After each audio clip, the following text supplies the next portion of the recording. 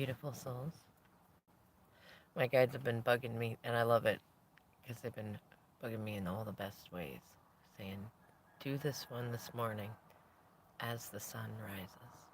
I don't know all the beautiful magic that might come along with that, but it sounds like a beautiful thing to do to me. Especially love it sitting here on this 10-acre farm. A nice, a nice woman and her family letting us rent a trailer on it. And every morning I get to hear the roosters crow, the cock crows. I think about that. I can't remember what.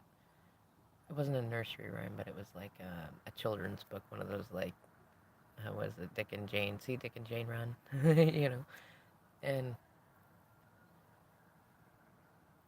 it's funny because the real truth is that roosters crow all the time, not just at sunrise. And I have yet to hear any like just only do it at sunrise. They just do it. At least that's been my experience so far. In any case, so this is the first of 30 days of Mars and Venus conjunct, or conjoined, however you want to say it, in Capricorn. And I'm laughing because, like, my guides had me do Venus in Capricorn, the 40 days and 40 nights, and now I'm like, okay, and then another 30, so that's 70 days. It's interesting, right? And I guess was it we're counting up this time. I was just thinking last time was a countdown, but today when I put the video up, I put day one, so I guess we're counting up now. And I want to give you guys an FYI too. Like, I do believe Mars and Venus in Capricorn started either yesterday or the day before. I'm gonna double check just because I want to, but I am going with the mantra of I'm not taking it that seriously, and also I'm taking seriously that the delightfully, what is it, the pleasantly unexpected surprises that were in it when I just let myself flow with the 40 days and 40 nights one. And so this is going to be very similar. I'm not fully sure what all we're going to talk about. Other than, I mean, Mars and Venus and Capricorn. Like, yeah, duh. And this is an interesting one, too, because I've been learning more about the conjunction. It actually, I was led to because I was reading about a grand cross that's going to happen. And I believe it's called the Nodes of Fate. Yes, I believe that's what it's called. And it's where when we have this full moon coming up in Leo with the sun in Aquarius, and then we'll have the. Now, see, now I'm thinking of a sextile. There's so many things I still. There's a grand cross coming. There's also going to be sextiles, but I'm going to have to go and learn about them because I'm realizing now that I'm seeing them and I have not actually looked them up. But that's a cool thing though, to be able to recognize in myself when it's like, oh, I can already see the association in my mind of when we are in a sextile based on where the sun and the moon and Venus and Mars and all that stuff are, right? It's nice to finally arrive at that location where I don't have to stop and look everything up on the epiphyramus. I can still have trouble pronouncing that. Or to look it up and be like, what's going on right now? Like I can tell a little bit more. Not all of it. I'm not. Well, maybe my brain's that big. I don't know, but I'm not to where I just have it all in my head at one time. But I will tell you, making a calendar helps. I'm really thinking about maybe making a calendar too. I had a friend that showed me a calendar she found at a farmer's market that shows like the full moons, the new moons, and the Mercury retrogrades. It doesn't show anything else though, and I was like, like I love this, and I absolutely loved it. But I'm like, I would so add more to this. Like I would definitely add, like what's Jupiter doing, what's Saturn doing, what's Mars doing, what's Venus doing, because they really do. They all interact with each other, and it's funny because if you consider the aspects of space, like consider like the amount that the moon affects us I mean, it's pretty significant. But considering how big it is and how out there and how little it actually affects us, like it's not little as in insignificant. It's just that it affects us in a lot of little ways. But if you think about that, like that's a large object in space near us. Like for all the other planets, like it's going to be like it's big because it comes together, because all things have their place in space. And this coming from the Capricorn social architect. In any case, we will just see what happens. Just as we see the sunrise. I've been telling my youngest that, like, I'm going to bed early because I want to get up and see the sunrise, Especially because I remember so many people growing up, and still people now. And like, I have to get up. I have to do work, this and that. And you know what I realized, especially through the adventures and the places we've stayed and the kids that we've met, is like we adults do a number on our kids about work when we constantly complain about it. We have nothing good to say about it. We make it look like it's the worst slavery in the world, and then we get mad at them when they, gee, don't want to work, you know? And so it just adds more motivation to like, I already do like working. It's something that I like. And, but then to add to that and say, you know what, I'm going to help my kids grow up with a good attitude about working. Like, yeah, there's labor in it. Yeah. Sometimes it's frustrating, but you know what? You get to go to work. You get to get up. You get to see the sunrise, like, and it feels like there's a fair amount of that energy mixed in with this Mars and Venus. I was listening to a few other people talking about what the conjunction means and some of the stuff it mixes with. And I like it. Somebody said, I'll have to find his name. I'll definitely give him a shout out on my channel. But he was talking about it's like Mars in Capricorn plus Venus in Capricorn is like the greasy mechanic plus the high powered businesswoman, and it like, and there's times like they dance around, like they're conjoined, so their energy is together in union, right? And but that doesn't mean that they're going to have various aspects over the next 30 days to the other planets that could sometimes put them at odds, right? Maybe the high powered businesswoman doesn't want the greasy mechanic to bring in his greasy boots or something, or like the high powered businesswoman, or maybe the mechanic is like a positive person and the high powered businesswoman is super negative, like something in there, or cynical, or too practical. Maybe the high powered businesswoman wants to occasionally kick off her shoes, and the mechanic is like, no, there's always work to do. We always have to do things. We have to keep working. Work, like pessimistic. I don't know. But there are times, and those are both aspects of both like the light and shadow of Capricorn too. So I'm curious to see what will happen in my own personal life and how it will relate to your guys's or help with something.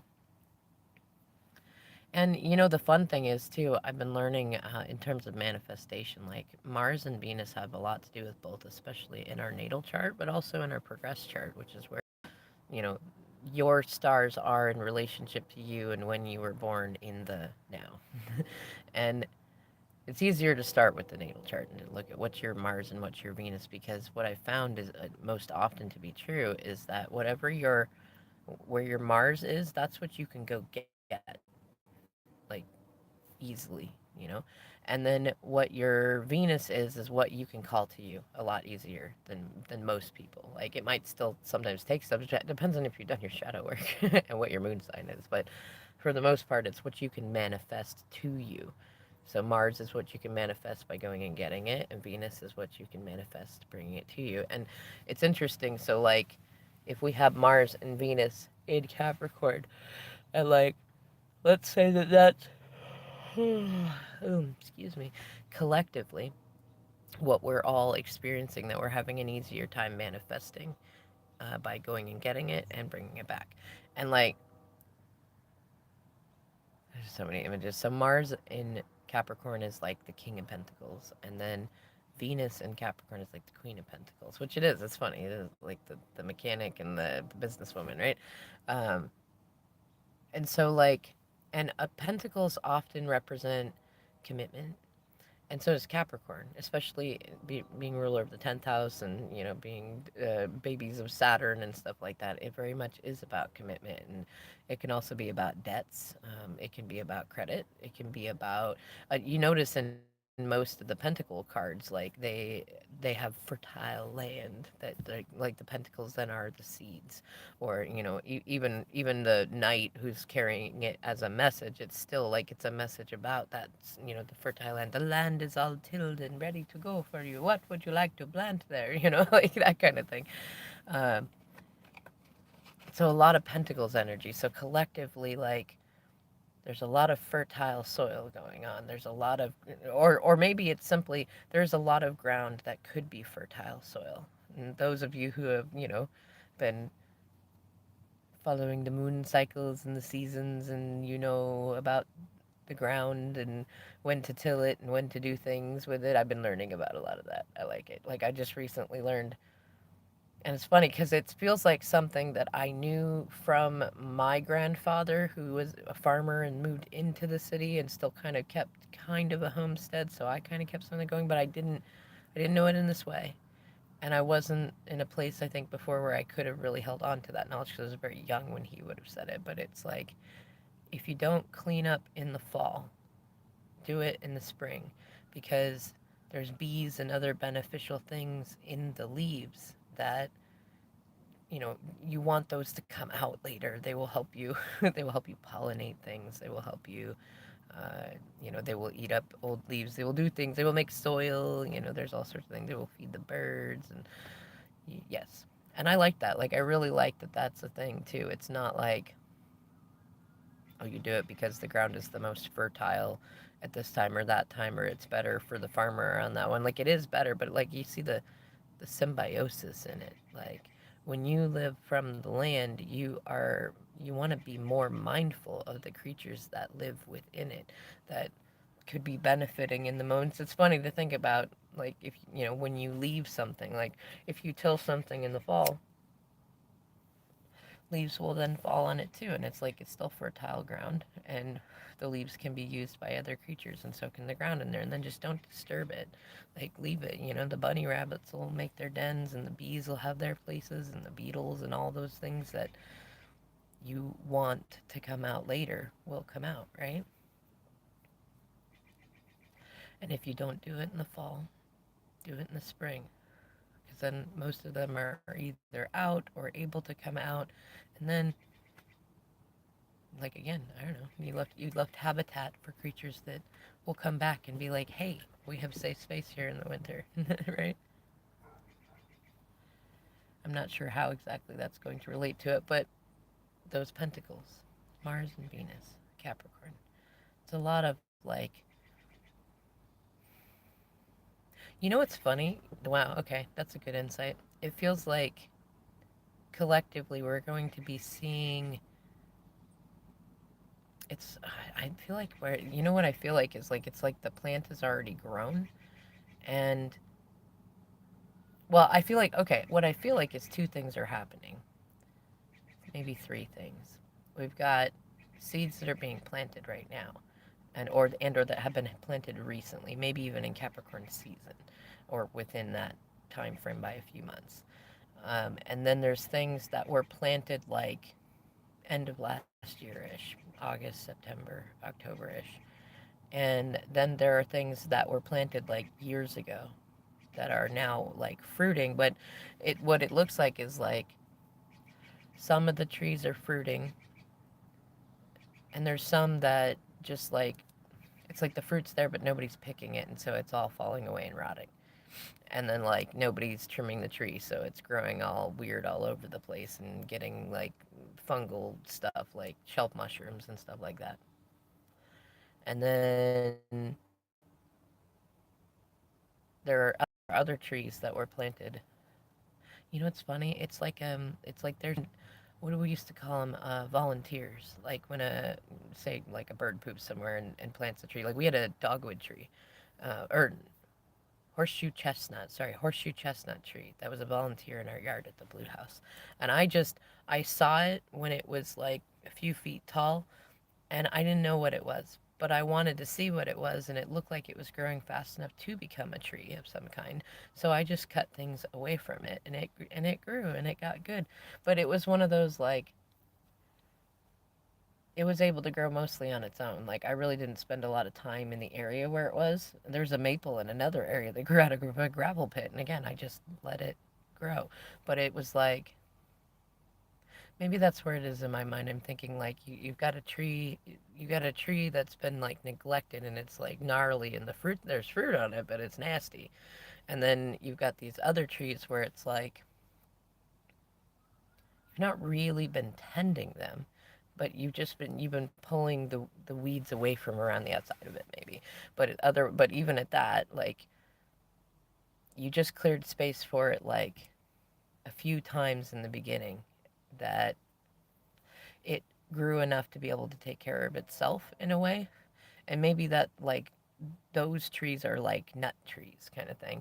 And it's like the fruit tree was grown because the assumption was like fruit would be a quick, easy thing to be able to get. You get the sugar, maybe you like the way it looks, you want to make stuff out of it. And like the nuts, it's like you can get protein out of them and you can make a lot of good things, but think about the work that goes into getting the nut out of the fruit, and then like you got to grind up the nut or use it in some way like that. Like it feels like that's sort of the energy of some of those seeds that were planted years ago. Like one takes a little bit more work to get to it, but it lasts and it takes care of itself and it's self-sustaining, and there's goodness in there. And the other one's like, yeah, you can get quick growth, but if you don't catch it in the right time, all those fruits go nasty. And then you got more like apple trees, and I love apples and I love apple trees, but them even like they'll send up shoots all over the place. You don't manage them, like they can really take over a space, and whereas a lot of nut trees don't, to my knowledge, do that.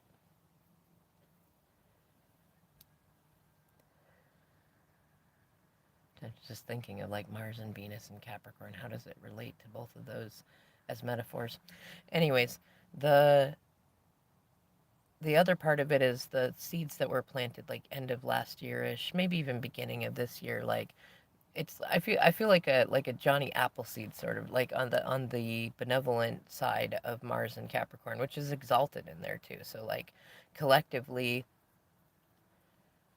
we're better able to pursue commitments and good contracts and plant seeds in fertile soil that's like good for us. And then like on the shadow side too, like any sort of bad contracts, any sort of things that were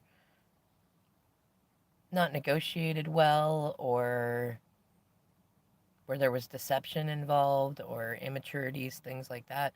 Like those are all, well, they're all being highlighted right now, like collectively. And then on the Venus side, like we can call towards us money, and everybody is, but everybody's calling it towards themselves in alignment with their vibration. So like if you're in a lack space, you're calling in more lack, like it's creating like a vacuum, because Venus in Capricorn, like calling in the Queen of Pentacles energy. It's like, it's funny. Again, I always see the two sides. It's like the positive side is calling in, well, I mean, like positive feminine contracts and nurturing and mama energy and say primary. Well, I mean, right now it's Capricorn energy, but there is Taurus Virgo energy in there. And like, she's a fertile woman too. Like, she's holding a pentacle and she's sitting with all that vegetation around her on her throne. Like, she's there. And then on the kind of the shadow side too, though, it's like that I can work myself to I can do it. That like I'll do it all myself, and like I'll just force it through. And see, like I sit in high vibe thoughts so much that it's hard for me to reach downstream or reach upstream anymore, and like reach for like negative thinking. But I can sense it there, both because I've done it and because I know this energy really well. And it's like it's that energy of like, yes, you want to be self-sustaining, but sometimes the Queen of Pentacles can be too overly focused on independence. Like it is that high-powered businesswoman sort of thing. But like imagine a high-powered businesswoman who didn't have kids and didn't have a relationship because all she was focused on was work, right? And that affects both men and women, and it affects everybody of every gender and expression in and out of the binary. So like, it's definitely, mm, say, like, it smudges on my nose. It's one of those, like, you have the good side of it, the nurturing mother, all of that stuff in there, and like a good partner, commitment, but on the unevolved, shadowy side, you have somebody who doesn't know how to be a team player, who sees how it can all be done more efficiently, but that means you got to do it yourself. Who's very controlling and stuff, and like, and then on the positive side, it's like the when that social architect in us all gets to that space of seeing like people can get to the same destination in a different way than you do, and everybody can get to their healing in different spaces, and sometimes it's just planting seeds, you know you don't have to always voraciously tend the garden. Sometimes you can just allow things to grow, which is probably like the collective lesson, I'd imagine. Just allow things to grow. You don't have to force them. You don't have to, and that includes space sometimes. Like, you can allow space to grow. You can allow closeness to grow. You can allow communication to grow. You can allow yourself to grow. Like the allowing of the growing. The lesson of Venus, like, allow things. You don't always have to go and get things. But that is butt up against that Mars in Capricorn, which is like, I know what I want. I want to go get it right now. And on the positive side, it's almost Emperor energy. It's very like, I know how to get it. I know how to get it for the best deal, and I want it right now. But on that shadow side, it can also be like pushing people to do it, like, which isn't always bad. Sometimes you need a little shove, right? But like, it's one of those, like, you can be pushy on other people who are not in their time yet to do the thing that you want from them. And like, on the positive side, Mars and Capricorn though is like, okay, like, rather than being like, "Ah, you're jerking, I'm gonna keep pushing," like, that would be more Mars and Taurus, Mars and Aries, Mars and Leo sort of energy. But Mars and Capricorn is like, Capricorns, we tend to hurt a lot more feelings because we look at what's most efficient often more than what is, like, I want to say the most romantic, but that's not always true, at least not for Venus and Capricorn.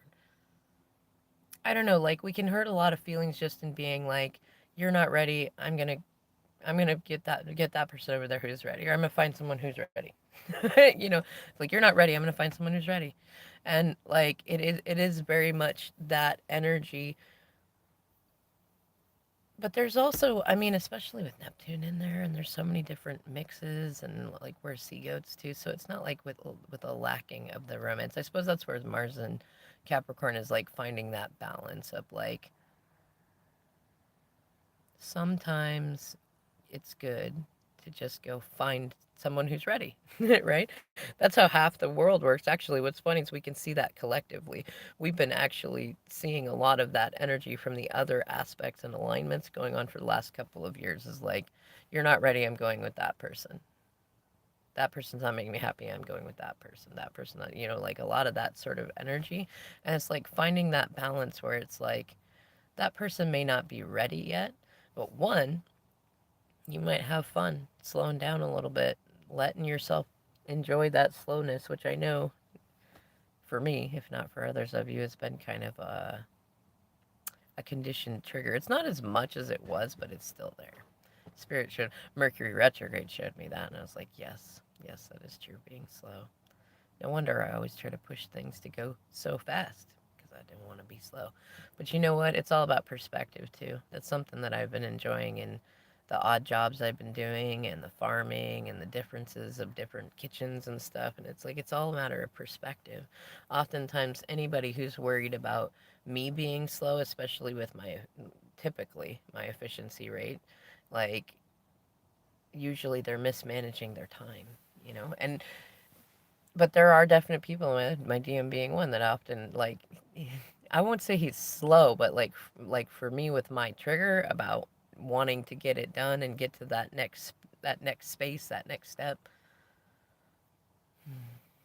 That's funny. I just had some thoughts coming in where it's like, I feel like something about what I've been doing, I want to say both with the channel, like the 40 days and 40 nights, and now these 30 days, and then like publicly sharing my story and stuff going on, that somehow that's helping my DM and others in seeing how like there are some times when you want to, what is it, I like to move it, right? Like sometimes you gotta just move, like not necessarily, I mean it could be like move physical locations, sometimes that's true, and other times it's more you have to move your energy, you have to exercise it just like you gotta exercise your body. And sometimes like you want to get at least 5 or 6 steps done at one time, and then rest, or then tend to everything else, and then do like 2 or 3 steps, and like, but you want to do it now kind of thing. And then there's other times when you want to slow it down, you know. And if it's so funny because that is so very Mars and Capricorn, Venus and Capricorn, because like Mars and Capricorn is like, hurry it up. Like we only got so many, what is it, we only have so many months of summer, which means we only have this many days of sunlight for this amount of time, so we need to maximize this so that we can get our crop in the fall, so that we're happy in the winter. And I don't have to hear you complain about it, you know. And because I love you. And then Venus and Capricorn is like, but you know what, we could slow it down and have a little more fun. We could use a little bit of this money to go on a small vacation, which will help our mental health, which will help us do all that digging and tilling and growing and investing and dealing with everybody. And don't forget, you got to eat your veggies and your salads too, because otherwise you'll be a grumpy pooper. You know what I mean? Like there's this, those are like the mixtures of energy in there. You know what I mean? It's like collectively and individually we're dealing with like, it's so funny, King and Queen of Pentacles, right? Like, what's your sustenance? What's your self? What's your identity? What's your magic? What seeds have you planted? What seeds are you planting right now? And we are coming up on that. Oh wow, I think that's gonna coincide. I'll have to look that up. The so Venus and Mars and Capricorn conjoined is gonna. I think it's gonna meet up with the full moon in Virgo, or full moon in Virgo in Pisces season. It should. That'll be an interesting time because that's definitely one of the most powerful moons of most years, and it lines right up with the time that you should be planting seeds if you grow a garden or have a farm or anything like that. Which makes sense why it would be such a powerful moon. And the opposite side where the full moon is in Pisces and the sun is in Virgo happens right about the time that we would be harvesting things, right? See what did I say? Now we went through and we actually had sunrise. And now there's no roosters crowing. I don't know why they like to crow at night. Turkeys seem to like to gobble at night too. Oh no, there's a rooster. See? Right when I say it.